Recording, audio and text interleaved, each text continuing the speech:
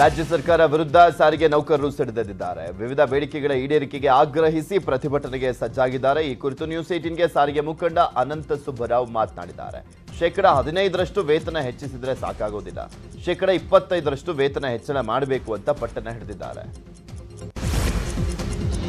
ಮನೆಯಲ್ಲಿದ್ದ gas pipe leak ಆಗಿ cylinder blast ಆಗಿದೆ. ಈ ಘಟನೆ ಬೆಂಗಳೂರಿನ ಎಚ್ಎಸ್ಆರ್ ಲೇಔಟ್ ಮದೀನಾ ಮಸೀದಿ ಬಳಿ ನಡೆದಿದೆ. ಇಬ್ಬರು ಮಹಿಳೆಯರ ಸ್ಥಿತಿ ಗಂಭೀರವಾಗಿದೆ. ಸ್ಥಳೀಯ ಆಸ್ಪತ್ರೆಗೆ ಸೇರಿಸಿ ಚಿಕಿತ್ಸೆ ನೀಡಲಾಗ್ತಾ ಇದೆ. ಬೆಂಗಳೂರಿನ ತುರಹಳ್ಳಿ ಅರಣ್ಯ ಪ್ರದೇಶದಲ್ಲಿ ನಿನ್ನೆ ಸಂಜೆ ಬಿದ್ದಿದ್ದ ಬೆಂಕಿ ಕಂಟ್ರೋಲ್ಗೆ ಬಂದಿದೆ.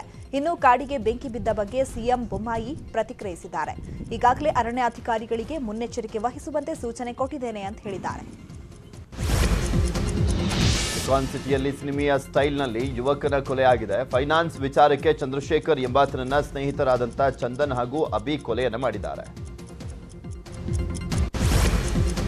ಸಿಸಿಬಿ ಪೊಲೀಸರು ಭರ್ಜರಿ ಬೇಟೆಯಾಡಿದ್ದಾರೆ. 2.5 ಕೋಟಿ ಮೌಲ್ಯದ ಮಾದಕ ವಸ್ತು ವಶಕ್ಕೆ ಪಡೆದಿದ್ದಾರೆ. 4 ವಿದೇಶಿ ಪ್ರಜೆಗಳು ಸೇರಿದಂತೆ 13 ಜನರನ್ನ ಬಂಧಿಸಿದ್ದಾರೆ. ಜಮ್ಮು ಕಾಶ್ಮೀರದ ಪಿಡಿಪಿ ನಾಯಕಿ ಮೆಹಬೂಬಾ ಮುಫ್ತಿ ಪೂಂಚ್ನಲ್ಲಿರುವ ನವಗ್ರಹ ದೇಗುಲಕ್ಕೆ ಭೇಟಿ ನೀಡಿ ಶಿವಲಿಂಗಕ್ಕೆ ಜಲಾಭಿಷೇಕ ಮಾಡಿದ್ದಾರೆ. ಮುಫ್ತಿ ದೇಗುಲ ಪ್ರವೇಶಿಸಿ ಜಲಾಭಿಷೇಕ ಮಾಡಿರೋದಕ್ಕೆ ಬಿಜೆಪಿ ಆಕ್ರೋಶವನ್ನ ವ್ಯಕ್ತಪಡಿಸಿದೆ. ನೆಟ್ವರ್ಕ್ 18ನ ವೈಸ್ ಪ್ರೆಸಿಡೆಂಟ್ ಸರಸ್ವತಿ ಆನಂದ್ ಅವರಿಗೆ ಪವರ್ ಲಿಫ್ಟಿಂಗ್ನಲ್ಲಿ ಚಿನ್ನದ ಪದಕ ಬಂದಿದೆ.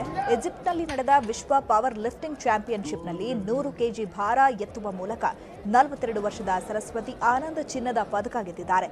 ಈ ಸ್ಪರ್ಧೆಯಲ್ಲಿ ಸುಮಾರು 12 ದೇಶಗಳ 50ಕ್ಕೂ ಅಧಿಕ ಸ್ಪರ್ಧಿಗಳು ಭಾಗವಹಿಸಿದ್ರು. ಈ ಸ್ಪರ್ಧೆಯಲ್ಲಿ ಸರಸ್ವತಿ ಆನಂದ್ ಅವರಿಗೆ ಚಿನ್ನದ ಪದಕ ಲಭಿಸಿದೆ.